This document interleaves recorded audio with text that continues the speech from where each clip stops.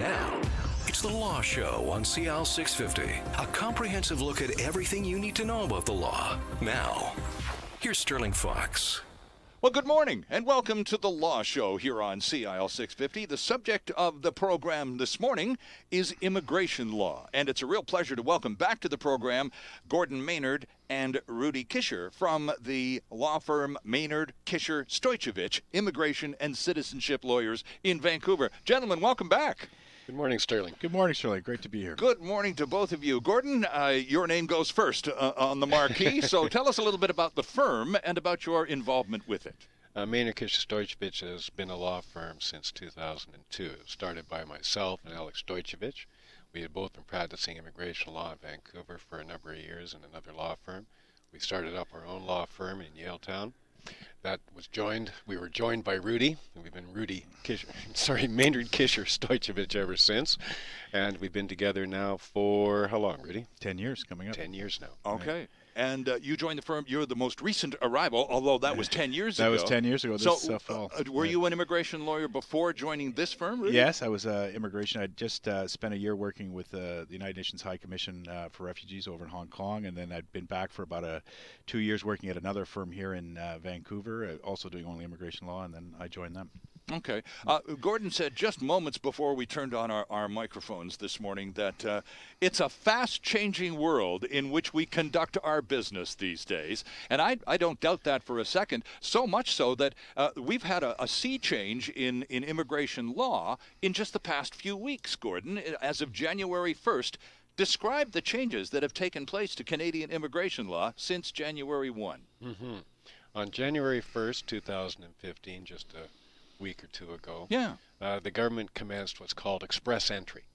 And this is the process that the government uses to select economic immigrants to Canada. Now, in a previous show, we talked about the different kind of immigrants that come to Canada. Mm-hmm. We talked about family law immigrants or family class immigrants. Right, okay. We talked about refugees coming to Canada, but the largest component of immigrants to Canada are the economic class immigrants. People who move here seeking a better life, right? They come here on the basis of their ability to integrate economically into Canada. Right. They're going to come here and contribute economically. Mm-hmm. They're going to find a job. They're going to have a job. They're going to pay taxes straight away. They're going to be able to support themselves. Okay. So they're selected on their capacity to integrate economically. So that process has been in place for a number of years, different categories under that stream. And now what the government has done is introduced, they've just put a complete new layer over top of that, commencing January 2015. And that's express entry, and it's a new way of processing those immigrants. At least that's what the government says. It's a new process, not changing the categories. Rudy, what happens if on the day of the change, and we're less than 3 weeks into this new system, right, as it's only January 1st, what happens if you were in the system on December 31st? Do you lose your place in line? Has it been so revamped that you're lost all over again? What happens to those already in the works? Well, the government has said that they will continue to process those people. So you are not going to qualify under the express entry. You'd have to make a separate application. But if you've already applied, your application is sitting there, and the government says they will eventually get to it, and they have sort of stated processing times. Unfortunately, what we've seen in the past with this is the government, when it starts a new program, prioritizes that program and says, well, this is a better way for us to select immigrants. It gives priority to that. And what we've seen in the past is those other applications that were being processed in about 12 months to 14 months, they start to languish, and it gets slower and it gets slower, and they don't get processed. Next thing we're looking at 2 to 3 years. People start complaining. They say, well, we have this new process that we're using. If you want to, please reapply. You reapply and use that process. Now, the government hasn't said that's what's going to happen. They're saying they're committed to processing those, but in the past we've seen that those applications that applied in 2008, for example, they sat there and languished until they redid the program, said we're simply not going to get those. We're not going to get to those, and you're going to be stuck waiting. Right. So we were in a rush at our office in December to make sure that we got applications in for people, before this new system started, because if they weren't in that system, they weren't going to be in the line at all. And so we wanted to make sure we at least had them in queue. But, we were clear to our clients there's a risk that they may not get processed because we don't know what the time frames are going to be. We can't guarantee that. You're balancing two things there. The government gave the community at large warning that express entry was going to come into place on January 1st. Right. But they didn't give out the details about it. Those came out piecemeal as January 1st approached. Right. And so even now, people are trying to come to grips with how the new system works. And so they warned people in the months leading up to January 1st that if you're going to apply under the existing categories, do so now, because after December 31st, you won't be able to. After December 31st, you will have to go to express entry. So lots of people put in applications prior to December 31st just to make sure that they were in a process that they understood, that they qualified for. Now the government has to process both streams simultaneously. And it's possible that you could come up twice then, right? With your new application in the new stream, but you're still in the old one. People are trying to balance right now whether they should now also apply under express entry and have both going. There's nothing that prevents them from doing so, aside from the new rules that come into place. Rudy, the knock on the immigration ministry for decades has been its slowness, the glacial pace at which Immigration Canada has functioned. Is this new system, barely days old, designed to address that specifically, to relieve the backlog? Yes, that's the promise. Under the old system, you were able to file an application that may not have had all the pieces that were required. You may not have had a language test done. You may not have your education credentials evaluated. You wouldn't have a criminal record done, criminal record check done. Background. Under this new system, what they're saying is, we're going to let you get all that stuff together before you file this application. We're going to give you a set time period to file the application. That way we're going to have all the material in front of us when we assess your application. Right. At number one. And number two, we're going to control who gets to actually put an application. Before, if you met the qualifications, you were able to put an application in. Now you have to jump into you have to get what's called an invitation to apply, an ITA, which means they're going to control the amount of applications they get, and that way they're hoping is going to prevent any backlog from accumulating. Well, this is somewhat easy, and I'm being facetious. Okay, it's a chore to get through sitting here in Canada, Gordon. What if you're a person applying to come to Canada from some distant point on the planet? You're that much further removed from all of these changes and the mechanisms of government. How do we handle people applying from afar? Are they just really, it's a crapshoot? Oh, never mind people from afar. People within Canada are having trouble dealing with the new system and understanding how it works. Lawyers are having trouble with the new system and understanding. I believe how it that. works. Yes, I do. I think there is Speak for yourself, Gordon. I am having trouble understanding how it works. I don't hesitate to say that. Right. I read the other day there was word out statistics about how many people had attempted to enter this new system, and it was in the thousands. I think the numbers were in the order of 10,000 attempts, and of those, only a third of them actually succeeded in entering into the system, putting their name into the initial pool. They just didn't qualify. And I get calls right now from existing clients who say, well, gee, Bob down the hall says that he can now be processed under express entry in 6 months. Can we do it? Well, you got to read the fine print. No, Bob needs to take a language test first. Bob needs to qualify in one of the categories. Then Bob has to jump into the pool. Then Bob has to be drawn out of the pool. And all of this may take a year. So there is no 6 months. 6 months was what was put out there into the public domain as a reason why this was going to be a good system. Maybe 6 month processing. 6 months processing from when? From when they decide they're going to start processing your application. But we're getting ahead of ourselves here. Let's talk about what the categories are, the way they existed on December 31st, and then see what changed on January 1st. Okay, and Gordon, you identified most of these changes being aimed at economic category applicants. And Rudy, back in the day, I'm thinking back to the Mulrooney era when this whole business of economic class really was, it really came to the fore. Is an economic class potential immigrant to Canada required to have X number of dollars available in cash to bring into the country? Is that, it's not, you're not bribing us to come in, but you're buying your way into the country. That's what Mulrooney did. Is that still out there? I think that's a misinterpretation, especially for this program, the skilled worker program. You're expected to have a certain amount of money under the skilled worker class with you.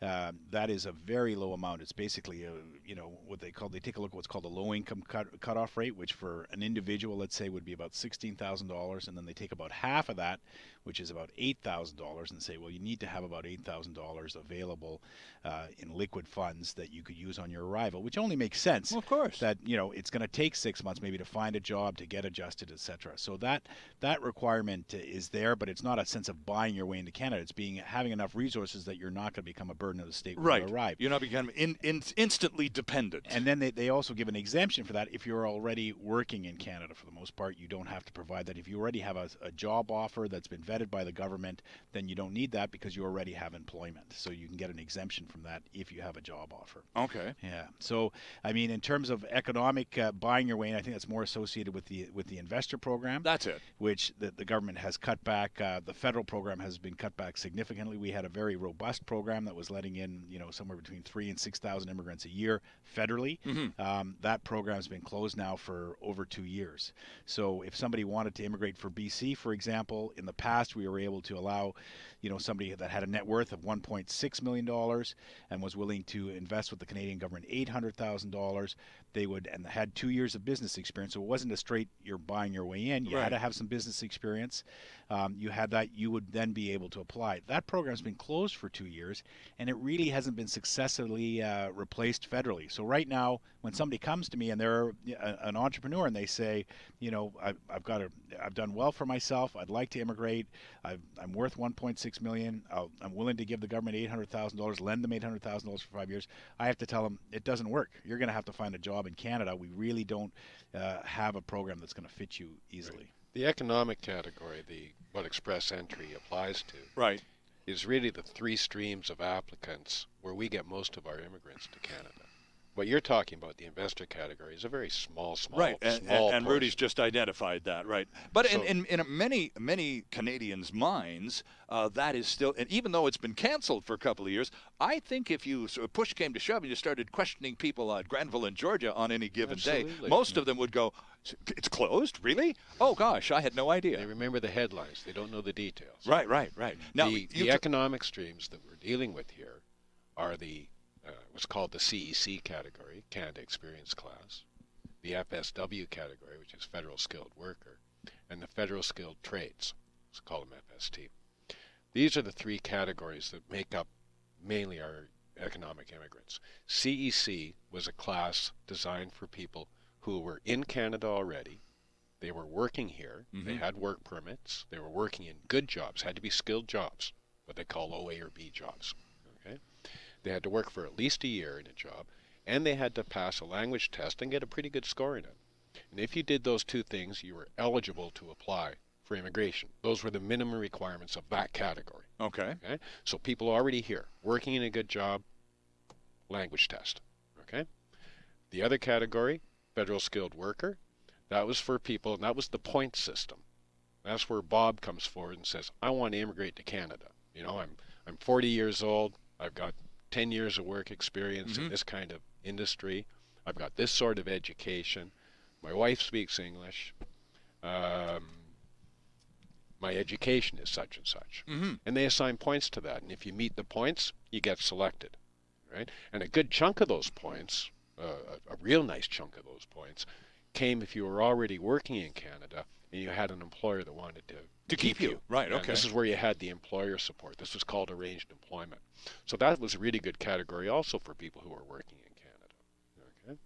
And then there's Federal Skilled Trade, which is very much like the Federal Skilled Worker Program, except it's aimed at tradespeople. So it's a slightly different point system, and it's based on designated occupations in the trades area where we feel we've been short of these people in our economy, in the industrial sector. Well, we saw headlines in British Columbia papers just in the past few days, and there's even a commercial for the government running, the provincial government running, saying basically over the next 10 years, our province alone is going to need 1 million skilled workers just to accomplish all of the fabulous mega projects we have in mind. So if that number applies only to BC, imagine if all of the plans were to be fulfilled, the number of skilled workers we would require across Canada. So is that program, is this new express entry all about accommodating the volumes we're going to need down the road? It's not. It's not. You know, what was the problem with the old system? The answer is not much. You know, the old system worked in the sense that if you had somebody in front of you saying, I want to immigrate to Canada, you could look at those 3 categories and you say, well, you fit that one, or you fit that one, or right. If you do this, you could fit them. It had predictability. You know, the person could line themselves up, meet the requirements, and make their application, and then you waited for the application to be processed.